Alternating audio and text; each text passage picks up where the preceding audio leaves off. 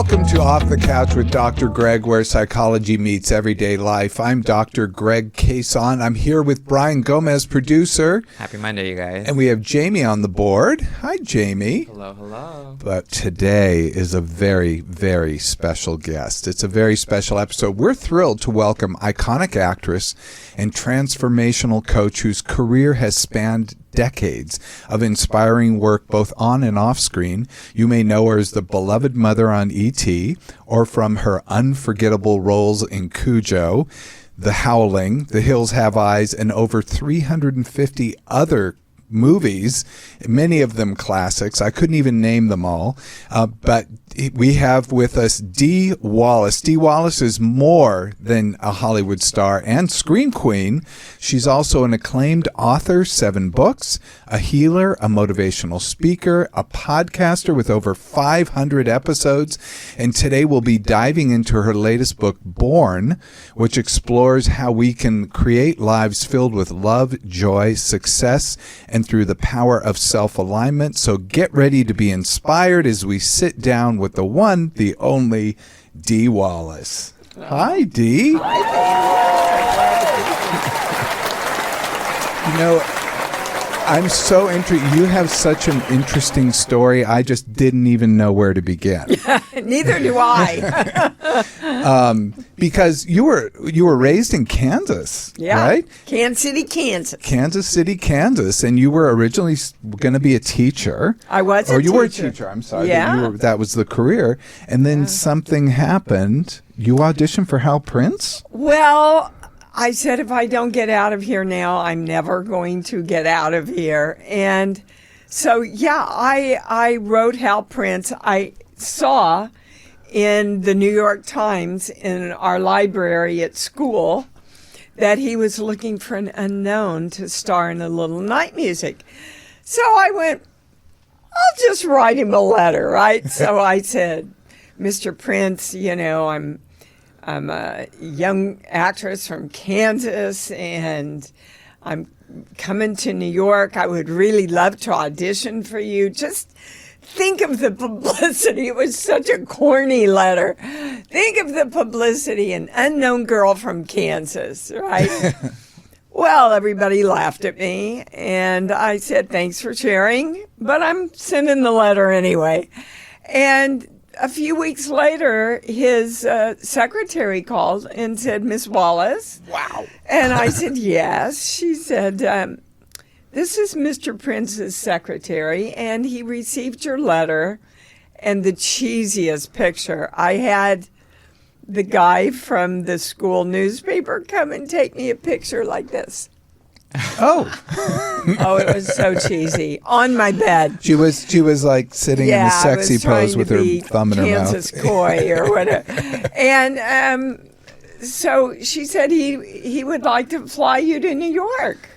Wow. To audition. And this is how naive and straight I was raised. I said, oh my gosh, when does he need me? And she gave me the date. And I said, oh, wow, I'm arriving that day in New York. What time? Well, 5 o'clock. Well, I was landing at the airport at 1 o'clock. I said... Weirdly perfect. Yeah, you know, so he would have flown me first class and the whole thing. But no, I was honest. But that's who you are. But you know what's kind of striking me, and we'll get into this. You already were manifesting this. Apparently, you bought a ticket. Somehow you landed on the exact date that Hal Prince, the famed Broadway director, producer. Yep.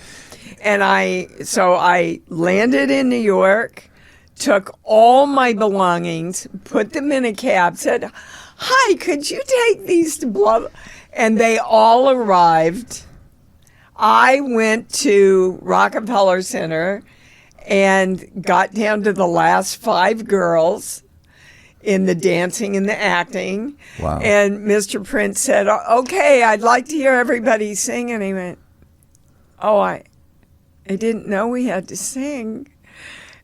And his secretary said, well, dear, it is a musical.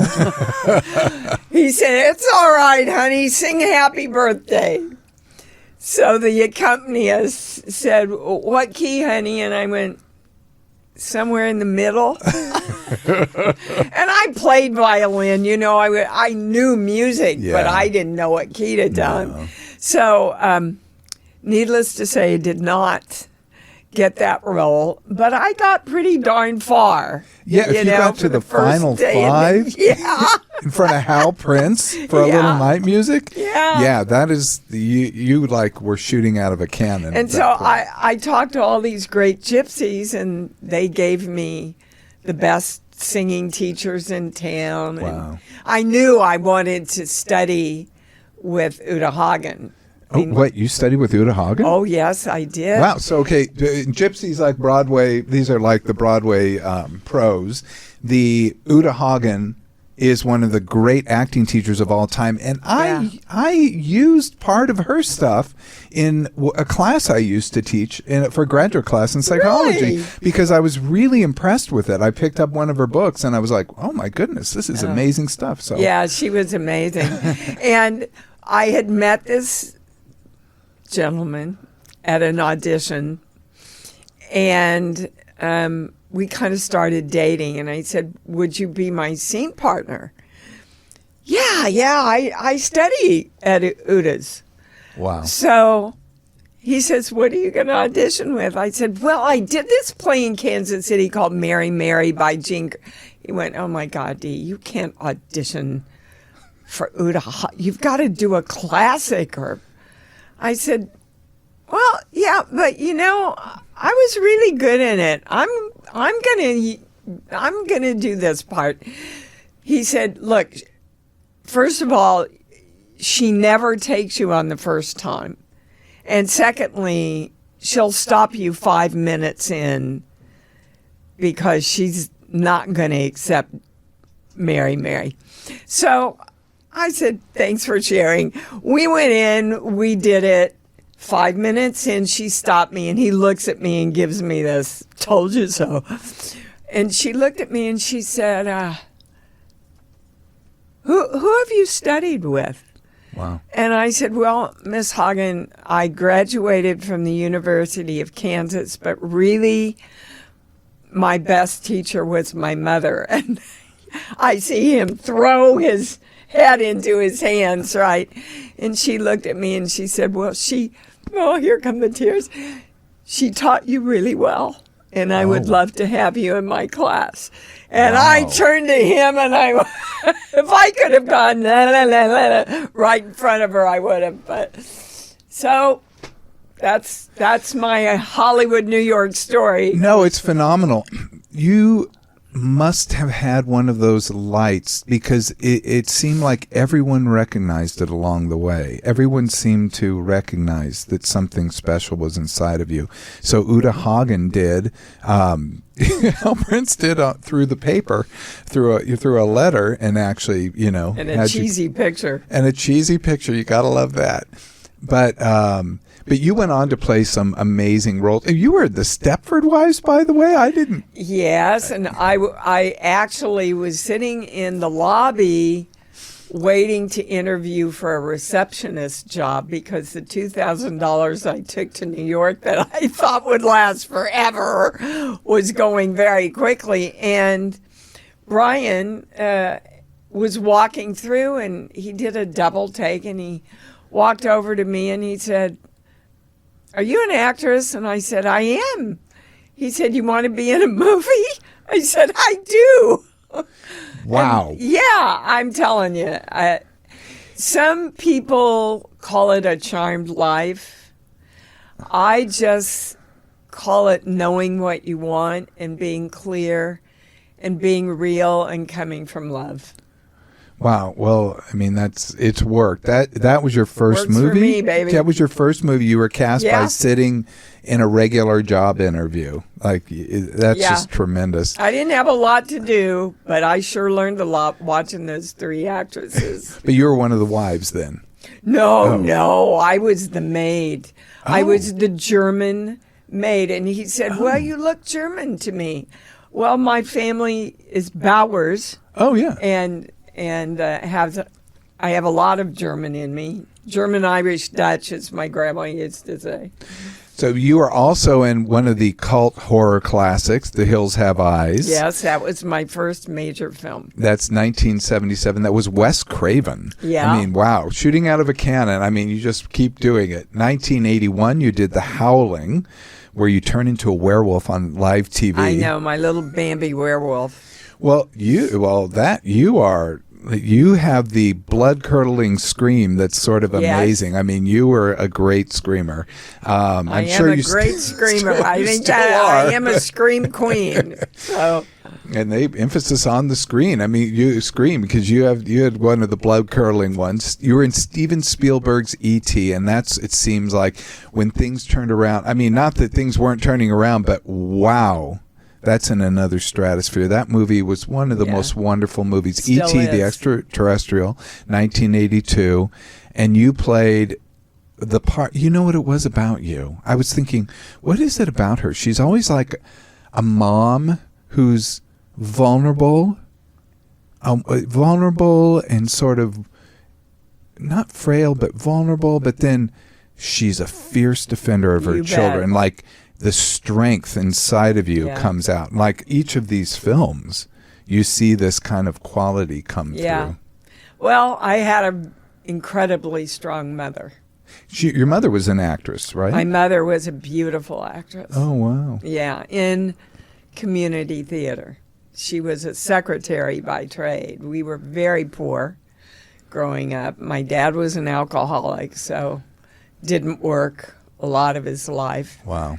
And, my mom was the strongest person I've ever met. Wow. Yeah. Yeah, and you talk about your mom at various points in the book and your dad. And your mom does sound like she went through a lot and raised you and your brother. Did you have any other siblings? Two brothers. Two brothers. Okay. Yeah, older and a younger. Wow, so you're middle child, too. Middle child. But still works. But yeah, your dad committed suicide. My dad and my younger brother. And your younger brother. Both. Oh, my goodness. Yeah, Damon, I think it was about 4 years ago. I don't really track shit like that, but. I'm sorry. But that's my story. And I want to emphasize to everyone, we all have our story. It's what you do with your story that's going to make a difference in your life. And one of my friends that I work with say, as long as you keep telling your story, you keep living your story. And we don't want to live the limitations of our lives. We want to live the dreams and the things that we expect or want to expect. This answers a core question that I had when I was reading the book. It seems like you touched on things but didn't go into them. And it seemed like this is something that you like your father, you touched on it. You just touch on it really quickly. It's a fact. It's a fact, but you don't dwell on it. No. And not that I was wanting you to dwell, but I was seeing this as a tale of overcoming pretty extreme adversity, that might topple a few other people, and that you really overcame quite a bit. So yeah, when we got the news about my younger brother, my daughter Gabrielle Stone and I were doing a film together, and my sister-in-law called her and she said, "Oh my God, don't call Mom. I'll go over and tell her in person." And so we cried, and we called the rest of the family, and we cried, and I looked at her and I said, "Let's go shoot." Wow. And she said, "Let's go, Mom." I mean, that's incredible. What are you going to do? No. Sit there and wallow, and there's nothing you can do long distance, I mean, You're exactly right. I did everything and was there for all of my family in every way I could have been. And that was a part of my life at the moment. Well, I think you're exactly right. I think during those times, people have different responses. But I think, and I hope you don't mind me saying, that one of the responses that came up in my head is like, what a pro. Because there's one thing I know about actors is they proceed no matter what is going on. Yep. When I was doing The Frighteners in New Zealand, my husband died. Oh, wow. And I came back. My little girl was 6. And I put on his service. And I picked my nanny and my daughter up and went back to New Zealand and finished the movie. Wow. Yeah. It's strength. Not many It is people strength. can do that. Everybody can do it. True. I agree people with don't Dee on this choose one. Yeah. to do it. No, you wouldn't choose to do it, but I do believe we all have capability. You bet we do. Yeah. We're so much stronger than we are taught that we can be. That was one thing I really liked about your book. One of the things, but you really emphasize people's strength, and that's one thing I always try to do. I look at people's adversity because to me, it's important to get the lesson about how people overcome. But I really like, I too like to really focus on what is now. I can go into different. I had a bunch of other things. By the way, Cujo, I just have to say, Hardest thing I ever did. was it really? Why? Because you had like Have 15 you seen dogs. it? Yes. So, okay, let's just say what Cujo is. You can say it in one sentence. It's a rabid dog that attacks you, and you're trapped 2 in a hours. car Yeah. with your son, who's Danny Pintero, Fabulous. right? Fabulous. Who's a little boy at the time. Yeah. And you guys are trapped in this car as this rabid dog is going after you. If I never see another Pinto again, it will be too soon. It was a terrifying movie, and what was so interesting Thank about you. it is that it was so real. It wasn't like a monster. It was like a dog who 13 dogs played 13. Cujo. Wow. They were all trained to go after toys. So we had to tie their tails down with fish wire because they were wagging them all the time. Of course, when they started jumping and barking, and it wasn't difficult at all for your brain to go over into, I'm getting eaten right now, right? So, but we were never afraid of the dogs. They were so well trained by Carl Miller, so well trained. Wow. I mean, it's one of those rare movies that it's basically like you and him, the son, and the dog. I mean, there are, you have a husband in the film, and there's, And a lover, who was my husband, by the way. Okay, that was your husband. Yeah. Yes. Okay. Wow. Was this the movie that you called up and you said? No, that was The Howling. Oh, that was The Howling. Yeah. And the producer, Dan Blatt, said, well, we have everybody, Dee, but we can't find your husband. I went, well, what exactly are you looking for? And he said, well, somebody really strong but sensitive, really virile, but, with a soft side. And I went, oh, my God, I'm engaged to him. And in the same second, I thought, don't you dare say that. They'll never hire him. So I said, Dan, there's this guy I did Chips with, Christopher Smith or Stone, some S word. I love this. And they went off and found him and called him in, and he went in and auditioned and got it on his own. And the phone rings, and it's Dan Blatt, and he says, Dee? And I went, hi, Dan. And he said, that guy you told me, well, we found him and we loved him and we hired him. And I'm sorry, I thought I was calling his number. I guess I called the wrong number. And I went, no, you called the right number, Dad. And there was this long silence, and I hear, oh, shit. And I said, look at it this way. You'll only have to get one trailer. There right? you go. But they were so happy in the end that Christopher was on the set, because it was a tough shoot for me. And Christopher worked, the way Uta Hagen taught. He broke everything down, and I don't do any of that. I studied with a man named Charles Conrad, who became my mentor. And his whole technique was, you don't think, you don't break down, you don't do any of that. You get your energy incredibly high and you throw all your energy to the dog or the werewolf or the person you're working with. And what that does is it opens up a channel. So when I started channeling, I went, oh my God, I know this. I've done this in my acting.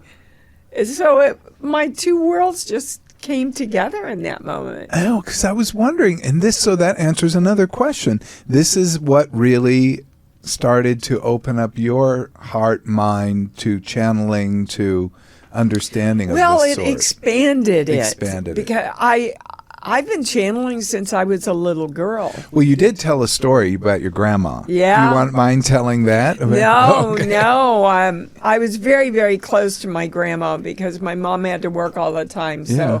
I stayed with her during the day, and she picked me up and took me in everywhere. And so it was around 3 a.m. in the morning, and I woke up and I went, something's wrong at Grandma's house. Now, I was 8 years old about, and I went in, and my poor mom, who had to be at work at 7 a.m., I woke her up and I said, Mommy, something's wrong at Grandma's house. And God love her. She didn't say, shut up and go back to bed, right? She got up and we called, and Grandma didn't answer the phone. So we got in the car and we drove over there. And the cat had gotten up on the stove and turned the burners on, but they had not lit. So Now, gas. maybe Grandma would have been okay in the morning. Who knows? No. But there was danger in Grandma's house, Yeah. you know. And so anyway, she was okay. And Was that the first incident of something like that? with that you? I can remember. Oh, okay. Yeah, yeah. That I can Of course. remember. And then we moved in to a duplex where Grandma and Grandpa lived up above, but my bedroom was up on that floor too. And I used to sit on these stairs to talk to my boyfriend. Oh. And I would hear this voice going, help me. Will you help me?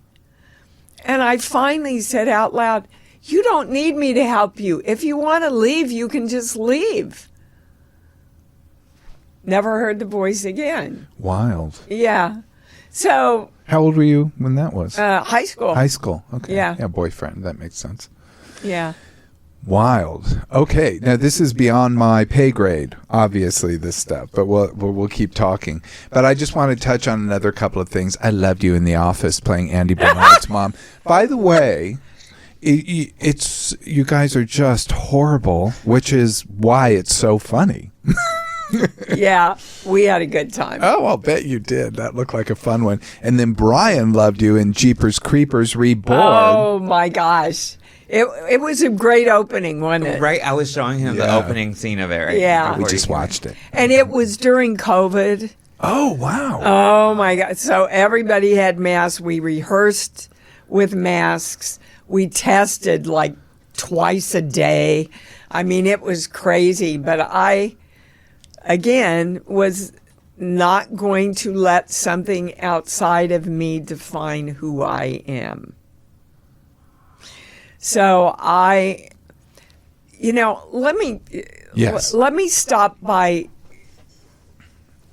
All my work is based on the direction of energy. Everything's energy. We learned that in 5th grade. Mm-hmm. Okay. There is no good energy. There is no evil energy. Mm-hmm. Energy's neutral. Mm-hmm. Energy must be directed to take physical manifestation. Like you have to first know what you want. I want to make ice.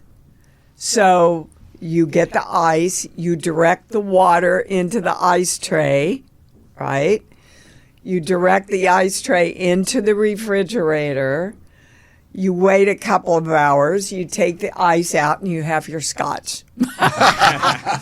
Right? Okay, Perfect. that's a simple example of directing energy. Most of us think life just happens. And the more you consciously know what you want, and everybody thinks they do, and I'm telling you, doing 4 or 5 privates a day, most people Or she is coaching cannot sessions. Yeah. actually tell me what they want. They talk around it. Well, I think it'd be nice if you have to know what you want. That's the first step in creation. Dee, you and I have the same issue when I have clients in therapy. By the way, they come in, and then I'll say, "What do you want?" "Well, I don't want." Yes. And I'll go, Oh my God. Yeah. Well, but isn't that what we're taught from the time we're little? You know. What do you want? "Well, I don't want to have to worry about money." Well, what do you want? "Well, I don't want to be so stressed about money." What do you want? "Well, I don't want to feel like I never have." This can go on for 20 minutes. I'll bet. And they'll get so pissed off at me. They'll go, "God, I want more money." And I went, "Good. First time you tell me what you want." Now, the good thing about knowing what you don't want is that you can easily go to the positive and say what you do want. Yes, but we that's don't. a choice. Right. And you have to be conscious to do that. It's a choice. You have to be conscious, and you have to be willing to admit to another person you want that. So if I have somebody comes in and said they don't want anxiety, and they'll sit there and say, "I don't want anxiety, I don't want anxiety," we need the other half. I can give you anxiety control techniques, whatever. We need to know what you're going for. What's the goal? What are your Peace. values? What is life? Yeah, you want peace? Great. And what would peace look like? And then we try to make that, envision that, and try to go. So in that way, very similar, I have to say. I tell my clients that most anxiety, I'm interested to see if you agree with this, I love it. that most anxiety comes from not knowing you have control. So we do have agreement there because good. but I can talk about why that's how we might see it, because there's a belief that I'm unable. When I'm unable, which is the same as not having control, when I believe I'm unable, then I can't handle things. I can't handle. Exactly. And so I don't Ergo have anxiety. control. Ergo anxiety. Ergo the strategy of control. So people who get very anxious try to control things because they feel out of control. They're the most controlling. So But when you direct energy, you are in control in a positive. See, this is where most of my clients are, who've been with me for a while. This is where they get hung up. I'm going to make it happen. I'm going to say the exact right words, and I'm going to push, and I'm going to focus, and I'm going to meditate every day on it. Well, that just pushes it away because subconsciously you're going, "I'm not going to freaking get this." Right? Exactly right. Okay, you and I are very much in agreement there, too. Well, really, I teach all this in the guise of spirituality, but it's really brain science. Well, it is brain science, so I do cognitive therapy, and it's also parallels Buddhism and Stoicism. I mean, these are ancient philosophies. So, I mean, maybe we're all speaking just slightly different languages of exactly the same thing. Absolutely. So what was... I'm sorry. If you look at the good book, Yeah. Oh, yeah, the it's Bible. saying, Yeah. I mean, not what man made the good book into. I know. But God said, I want to give you all the desires of your heart. Everything. Not if you're worthy, not if you're a man or a woman, not if you have a high school or a college. I just want to give it all to you, right? Yeah. He also said, these miracles and more will you do also. Mm. Well, you can't do miracles in your life without knowing how powerful and amazing you are. And that, interesting, and thank you for saying that. That was where I go, oh, yeah, if, I read through your book and you give a bunch of things and you had a little questionnaire, maybe like 5-7 questions. Mm-hmm. And I'm like, I answered yeah for like 5 of them, but no for 2 of them. I was being honest. And I thought, oh, yeah, those are the areas I have to work on. Oh, so awesome. I like that. Wow, thank you. I'm honored. And I was not, I feel basically fairly confident, except about this and that. No, you disagree. But, but I know the real him. No. He knows the neurosis. But We all, we all have areas. We all have our areas. But in general, I feel like, I've come a long way, baby. I came from, some struggle as well. And but it's just so interesting to me. I'm like, oh, okay, I like that this book that's in a different language, and that was a challenge for me at first because I was prepared because of The Secret, and I'm sorry, but The Secret movie, which I watched, and I was like, I disagree with this. I disagree. When people are saying you should never have a negative feeling, I'm like, what? That's part of life. Yeah. And it guides us. What do you do with it? Yeah, exactly. You're grieving. But don't you agree that it's really simple to read? Oh my goodness, it was incredibly simple. Good. Yeah, incredibly that was my goal. Conversational. Yeah. Very So the book is Reborn, Giving Birth to a New You, 2022. I guess it was released. Dee Wallace is the author. It's a really incredible book. Dee, can we start talking about? First, I want to just talk about some of the concepts, and then we'll just talk. I will talk about anything. But I was amazed. There were similar things in the book. You talked about harmony, and I'm like, this is really like the concept of acceptance. And acceptance is a hard concept in psychology to get across to people because a lot of people think acceptance is the same as resignation, like giving up. And I'm like, oh, no, it's embracing. Yeah. It's embracing. It's like becoming one with. It's being okay even when things are bad. Also, a good example is I can't get a script and go, well, I don't freaking want to do this and do a good job. I have to accept the material. Oh, my goodness. That's a great example. Before I start working with the material. Yeah, maybe there are some things that I want to change or shade a different way or, but I have to accept it. I can't fight against it and do my job.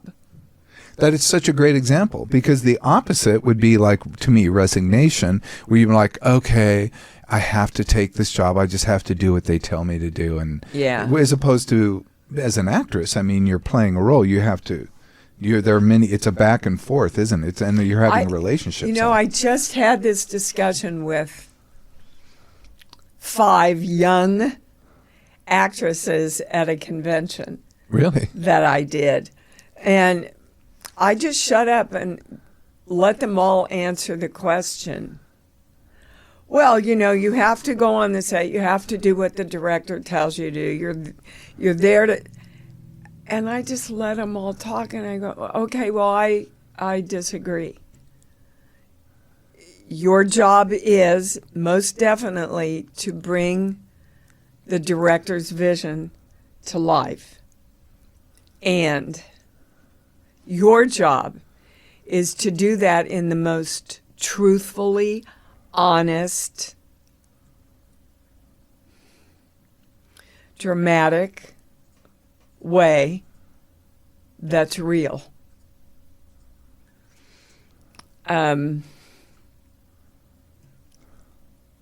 one of the biggest moments in E.T. that and let me preface this by saying Mr. Spielberg is an amazing director. But when I come in and see E.T., I have the coffee cup in my hand, and he made my wrist go limp and let the coffee run out. And I went, "Oh, Stephen, please don't make me do that." No, I want it. I said, "I know, but it's so typical. Please don't." But I did it because that was my job, and I spoke my truth about it.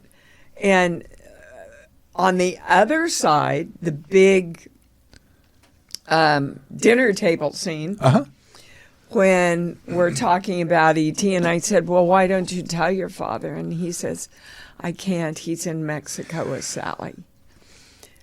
So Mary feels all these That was tears your part. coming up.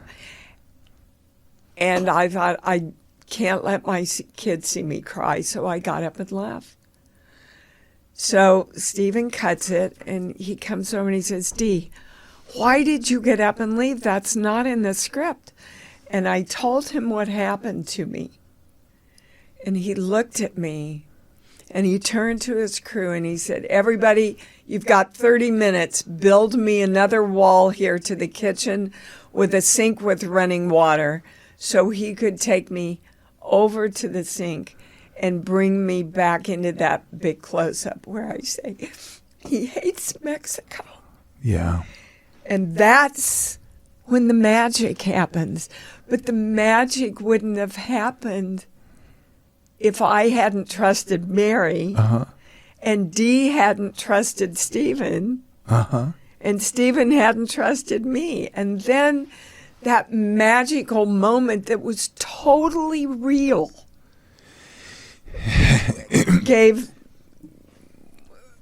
had permission to be born, you know?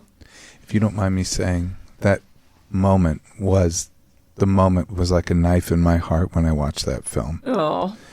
And my mother was divorced, and we had those dinners. That rang so true to me. Yeah. That it was like, it rang so true to me. That's what happened to Mary. Yeah. When he said it. And my mother's named Mary, too. Maybe that didn't help. You know, and Hi, the Mom. whole penis She breath listens. laugh, that just happened. You know, if I'd thought about it, I would have gone, "No penis breath talk in this house," you know. But it was Just like, flew by. in the moment, it was like, "Oh, this is pretty funny, my kids using that word." That was real, too, though. Yeah, you bet. That was real too. And you know, but so you told a story on Drew Barrymore. I'm sorry to talk about something completely different, but you told about Steven Spielberg, and that Drew Barrymore would go and talk to the E.T. puppet. Oh, yeah. In the very beginning of the shoot, they stood E.T. over in a corner because he wasn't being used. And Stephen walked by, and Drew was over there just talking to him, talking up a storm. And so from then on, Stephen had 2 people assigned just to E.T. so that when Drew came over, he could, you know, do his eyes and react to her in some way. I mean, that's incredible. Yeah. That shows something about Steven Spielberg. You bet it does. Yeah. He's magical with those kids. Ah. And see, I was in heaven because I don't like to rehearse. And so I worked just the way the kids did. He'd throw things out. He'd say to Drew, "All right, Drew, take a bite of your hamburger and look at Elliot and say, you know, monsters in the closet," or whatever, you know. Because You captured her the just then. more you rehearse a kid, the more stage they get. Oh, and the kids were amazing. Oh, in that. amazing. Yeah. Amazing, as was Danny Pintaro and Cujo. Yeah. Yeah, and you were great with them. So Everybody everybody says, never work with kids and dogs. Well, I've made a really good career out of it, and I love working with them because they're real. They're so real, Yeah, yeah. Well, you've had, just really incredible, and I could see it even right now, the tenderness inside of you that must be why people just want to cast you in things. I'm kind of run by my heart. That's for sure. It's not a bad thing. Not at all. So let's talk about manifesting, because this is also a concept that, I'll be honest, it wasn't a concept I was always like rolled my eyes whenever I'd hear people talk about it, because I knew people would say, oh, I'm going to manifest this or that, I'm making a vision board. And I always saw it as like a cosmic cash machine that they weren't going to do anything. And your ice tray example that you already said here, like making the ice, well, I went, oh, that's okay. That makes sense to me. That's pretty much how you manifest anything. Then I was like, oh, how come no one's ever explained it that way? I think I do in there. You do. Yeah. You very definitely do. Look, these are the steps. Know what you want. Yes. Commit to it. Yes. Feel love around it. That's interesting, yeah. And tell the universe, come on, create it with me. And then let go. The universe will manifest it better than you can imagine.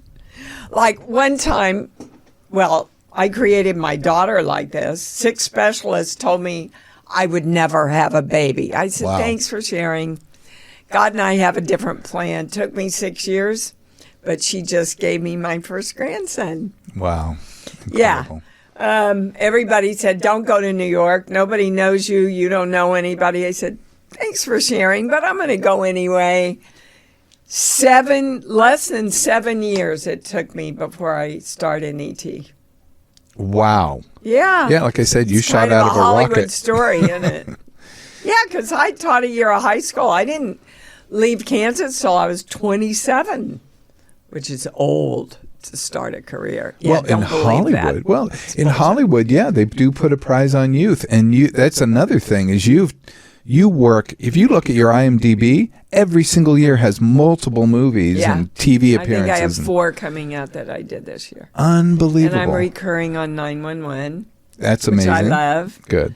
And just did a wonderful project for Netflix, and I see, let me tell you, the rule over all rules in manifesting is as you believe, that's what you're going to get. Mm-hmm. So if you stop and look at where your walls are and write down everything that was taught to you from conception to 8 years old about that particular subject, you will absolutely see all the walls you're hitting. Oh, yeah. Because a child's brain is locked in to their belief system by 8 years old. 8 years old. So, growing up, my dad was an alcoholic, so all I saw was my mom taking care of him. We lived with my grandparents, and my grandfather had been a very big CPA in Kansas City, but as I was growing up, he'd already had 2 strokes, so all I watched was my grandmother taking care of him. My other grandfather had Parkinson's. So I went, oh, I get it. Women take care of men. It took me 4 marriages to figure out I didn't want that friggin' belief.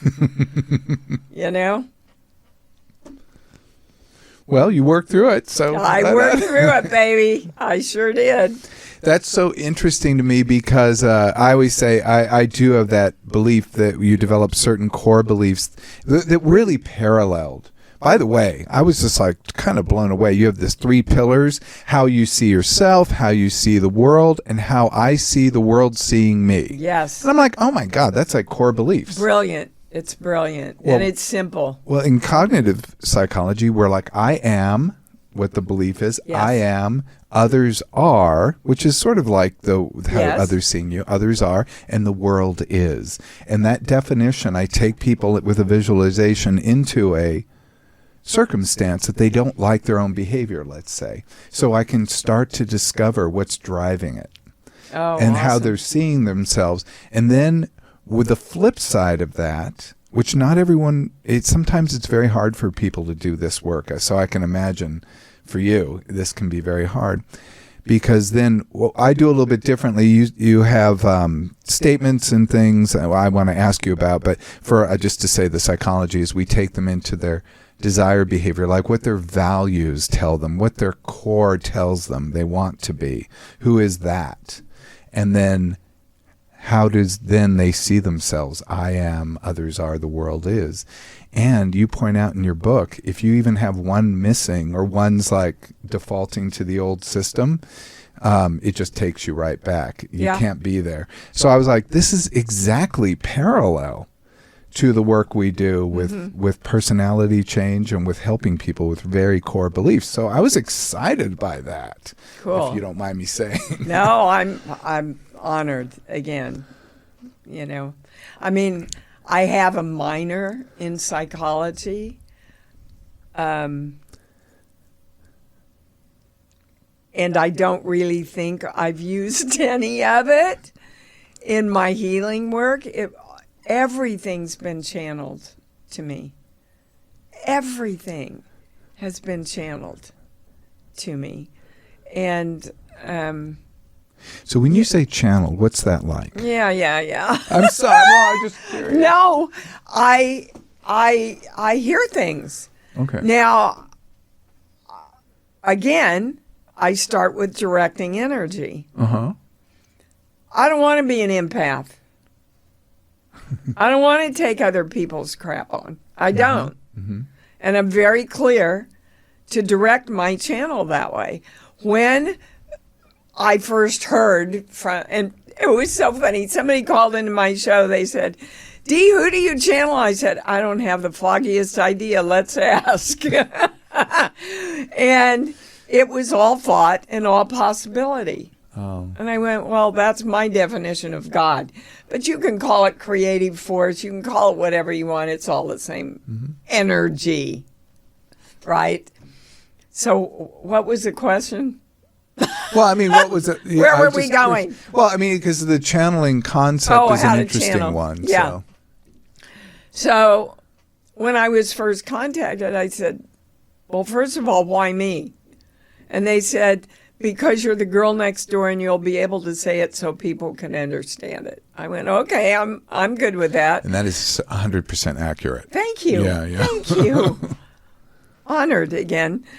But I said, look, I don't want to take other people's stuff on. You are in no way supposed to use my brain, my mind, or my body to emphasize what you're trying to get across. I'm not up for any of that. You give me the information, and I do this on a daily basis. I am directing that I receive the highest information, the highest knowledge, and this is the important part, and the highest understanding. Huh. Because a lot of channels get pieces of information, but they don't understand the highest understanding of it. Uh-huh. Like, I had a psychic say to me one time, you're going to have an affair right in front of your husband. I went, I don't think so. I'll be dead. So that summer, I did Annie, Get Your Gun at Starlight Theater in front of 4,000 people, including my husband. And I had a love affair on stage. Oh, interesting. Yeah. So she got a piece of it, but she didn't get the whole Yeah, thing. that's right? interesting. So it's very, it amazes me during my private sessions every time that people will start talking and I'll just grab. It's like an energy behind what it is that I'm supposed to hear. And that will ultimately, and I work with the pendulum, ultimately lead to the highest information that your intellectual mind would never put together. Huh. Well, you brought the pendulum. I brought one of them, yeah. How does that, how does the pendulum work? I don't know. Can you see it? Yeah. It's... Okay. It has no power in its own. If I drop it, oh well. So it's like a telephone, but everybody has to find out their own yes and no and maybe, because it's different for everybody. So can you see it? Yeah. Show me my yes. You see, as soon as I gave it direction, that's my yes. Oh, my God. Show me my no. Goes the other way. You see, I'm not. And may I say, I was telling Dee right before this that in New York, a woman had me, who lived down the hall, had me hold up a pendulum, and she did the exact thing you're doing now, and I was the one holding it and saw it go different directions, and I did not move it. Yeah. So I was like, oh, that's wild. It would always freak me out a little.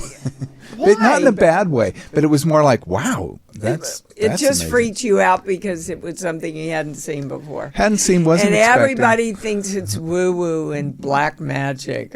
Again, energy's neutral. Now, if you have a belief that energy's negative and can get you, then you will manifest those experiences because as you believe, it's delivered to you. Wow. So I use this, it's just a tool of discernment for me. Like this is a good thing to start with. My name is Dee, goes to yes. My name is Methuselah, goes right to no. Wild. Okay, it just changed directions. Yeah. Yeah. So go ahead, say my name is. Oh, my name is Greg. My name is Stephen. Oh, yeah, it's changing. That's wild. Yeah. Wild. It just really matches what is truthful for you. Wow. How interesting. And that helps your discernment, right? And then I've got all these pages that were channeled to me. One time I was at my niece's house for Christmas, and we were all staying in different bedrooms. 3 a.m. every morning, they would wake me up. The energy would wake me up. They is an old term. And they would give me all these core beliefs. Wow. That I still... You practice? Well, I still use them. I test. You know, I hear go to a core belief, and that usually gives me a really good start as to where we're starting in the private, you know. How fascinating. Oh, yeah. No, I want to talk with you more about those things. There's so much similarity. Oh, my goodness. But I want to say I found this study, Paranormal Beliefs and Stress, and I wouldn't have even brought it up because there's so much. But, wow, you're highlighting something to me that the study kind of came out with, which is Manchester Metropolitan University in the UK. This is November 2024, just released in a journal called Plus One. They looked at traditional paranormal beliefs, witchcraft, religious concepts, like in your movies, and then New Age philosophy, which is spiritualism, psychic abilities, those types of things. They compared the two, and they looked at people who, had this belief. They used this belief scale, and they looked at 3,000 individuals there in London, and they were looking at traditional beliefs versus New Age philosophy. They found that people with traditional beliefs, that's like belief in ghosts and evil and this type of thing. Those are traditional, huh? I guess so. Traditional Okay. paranormal beliefs increased, well, that's how they defined it. Yeah. So increased distress and reduced coping abilities. And it's thought that traditional beliefs may reflect anxiety over which people want to external control, that they believe that there's anxiety over external control, like they can't control what's around them. So it's just what you said at the very beginning. You bet. Yeah. You bet. And they're It's like afraid. the 8-year-old knowing that there's a boogeyman in the closet, And so you get them up and you take them into the closet and you see, sweetheart, there's nothing here. Yeah. Doesn't do much good, does it? Because just showing them doesn't get rid of the belief. Yeah, that's true. Now, if you take their favorite toy and give it to them and say, Betsy will protect you because she loves you. And nothing bad is going to happen to you when Betsy's with you. That usually works. That's a great idea. Yeah. So how do we do that with ourselves as an adult? Right? What is it? And it's the beliefs, isn't it? It is. Yeah. But, after E.T., for example, for a year, I kept pulling back into myself. And I went, what is going on? And I heard my grandmother say, they're the rich people. We're the good people. Oh, wow. So you're And one or I the thought, other. I'm one of them. Oh. I'm one of them. Oh. And God's not going to love me, and my friends aren't going to love me. And I said, this is not a belief I want to choose. Good. I know where Grandma got that belief. Like a lot of limiting beliefs come from religious training. Uh-huh. They just do. That's true. But I was an adult now. I got to choose beliefs that empowered me. And I said, you know what?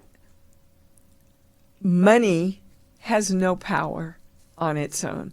When I go out and speak now, I'll take a big pile of money and I'll put it on the stage and I'll say, all right, you guys, I want you to watch that money and watch all the bad shit it does in the next 2 hours. Watch it. And everybody laughs. But in life, we think making a lot. Well, once I got that information and said, you know what? My consciousness determines what I do with my money. Uh-huh. And the more money I have, the more I can help my family, the more I can give to charities for doggies that I love, save the children. I do great things with my money. Bring it on, universe. And do you know, every year my money's gone up. Wow. Every year. Yeah.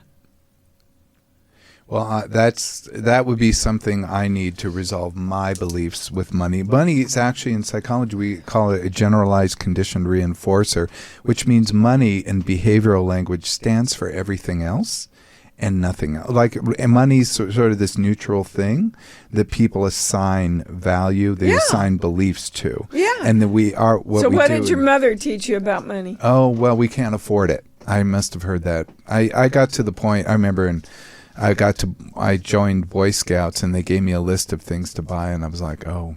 Yeah, and that I was... just walked out. that started around the age of 3, in case you're interested. Oh, yeah. Yeah.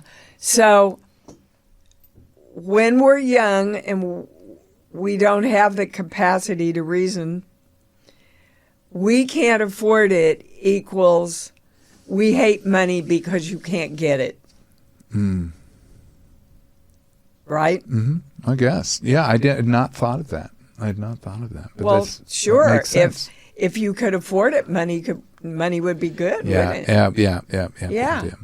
So you've got to work with your little boy and say, I love you and I understand why you created this belief, but I'm going to reparent you now so that we can work together and create more of what we want. Wow. I could keep talking to you because this exactly parallels work that I do in a kind of just different language. It's like you're speaking Spanish and I speak Italian. I mean, it's... Well, as long as we're speaking but we can the understand truth, each other. it's okay. You bet. Because, that, having to realign those beliefs, but having I always say, the important thing about the past is to have compassion for the past so that you can let it go. Oh, you bet. People demand a different reality of the past, and that doesn't help. That's, but if you can have compassion and be able to then, and I loved your 0 point, which to me is like just being absolutely present and a combination of that and radical acceptance of what is, like being where you are. Being and going in the from moment there. of creation right now, You're creating your life right now in this moment right now. And people go, yeah, but I was, my father sodomized me when I was 3. Okay, what are you doing with it now?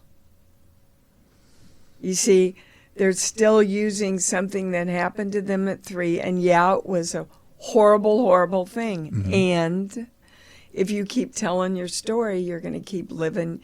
This is the reason why I'm limited and can't create what I want. In reality, nobody's limited. Nobody's stuck. You just haven't chosen to honor the past. You know what my channel says? It's that we all pick the families that we're born into, usually to learn what we don't want, so that when we wake up, we're very clear about what we do want. I didn't want to believe that they were bad because they had money. I didn't want to believe that women had to take care of men all the time. What do you want to choose to believe that empowers you to get what you want? And I love, my channel makes it so simple. Whatever you love, whatever you want, love it more. Whatever you want, love it more. You want more money? You better love money. You want health? Quit trying to fix the illness and love being healthy. Whatever you focus on, and that's brain science. Yes. Whatever you focus on, you create more of. Yeah. I really feel like I could learn, and I really appreciate just this hour that we've had with you. Oh my God, this has been one of the best. Bar none, one of the best, and you know how many I do. This has been amazing. You're kidding. Wow. I mean, wow. I thank you so much. To share this with you and back and forth like this. It's just been awesome. Well, you've been awesome. You've been awesome for years, and I didn't even know I'd ever meet you. And the book was a surprise to me, which I was happy about. Thank you. And I went through it more than once. I mean, I was really curious, and then I was wow, this just aligns up. I mean, to me, it was almost like this. I wanted to do a presentation at school about it. Was that type of thing? Call me, I'll come in. Well, I don't teach in school anymore, but not a student anymore either. But anyway, I just really appreciate that, and. Yeah, I really appreciate you coming in and being here and really sharing your life and sharing your wisdom. And I feel like there's just so much more. But there's more. You're on imdeewallace.com. Is that correct? That's my website. I am deewallace.com. So that's great. And there they can link to both to your radio show, it's a call-in show It's too. a free call-in show. You can call in and ask the channel anything you want. It's on Sunday mornings, 9 a.m. Pacific time. So go to imdeewallace.com, and then also you can see you for private sessions. Yes. For more of this. Yes. And I think you can buy the books. They're the link trees for the books. And I'll sign them for you. Oh, that's incredible. Yes. So that's great. And and thank you. There's a lot of free stuff to listen to if you want to see, wow, do I associate with this? Does this harmonize with me? Yeah. Yeah. Well, you were just incredible. I can't thank you enough. Thank you for coming, Dee. Right back at you, baby. Thank you. Thank you, Brian. I'm sorry, but I know Brian had... Oh, no, I'm just amazed. I'm listening to everything. Like, wow, I wish I had a notepad just to take notes down from this. You'll have a whole recording. I know. Yeah. Even better. Because it's just amazing, like, everything you guys were both saying. Oh, thank you. I can't wait for everybody to listen to I'll lend you my book. Yeah. I know. I was literally thinking the same thing. Well, that wraps up the show for today. I'm actually sad about that. Reminder to like, subscribe, give us 5 stars. If you want to go, and I have all the stuff, all the show notes, Lee's links, the book links, movie links, go to youtube.com/Dr. Greg, and I'll have everything there. Also, if you have questions or topics you'd like us to cover, hit me up. And this is Dr. Greg, Brian, Jamie, and the incredible Dee Wallace. Thank you, Dee. Bidding you farewell. Until next time, be present, be flexible, and be kind.